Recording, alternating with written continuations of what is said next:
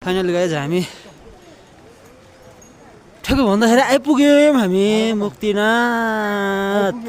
आइयो मजासँग आइयो ल, रमाइलो गर्दै हाँस्दै खेल्दै दुःख सुख गर्दै आइयो। हाम्रो दाइमा पछाडि लुख्रु गरे नि। कस्तो अनुभव भइरहेछ आन्टी?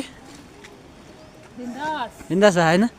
ल ल ल हामी मुक्तिनाथ आइपुग्यौँ।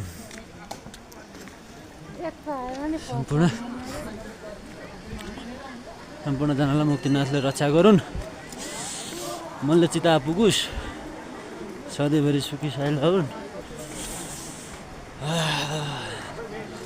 आज चाहिँ त्यतै धेरै भिडभाड रहेनछ। फाइनली मुक्तिनाथको विशेष कुण्ड भनेको यहाँ दुईवटा कुण्ड छ। दुईवटा कुण्डमा डुबुल्की मार्ने हो, त्यस्तै गरेर पैसा टिप्ने हो। अनि मुक्तिनाथ भएको त्यहाँ छ 8वटा धारा जो मान्छेहरू डुबुर्ने गर्छन्। मनले माग्दै डुबुर्दै गरेर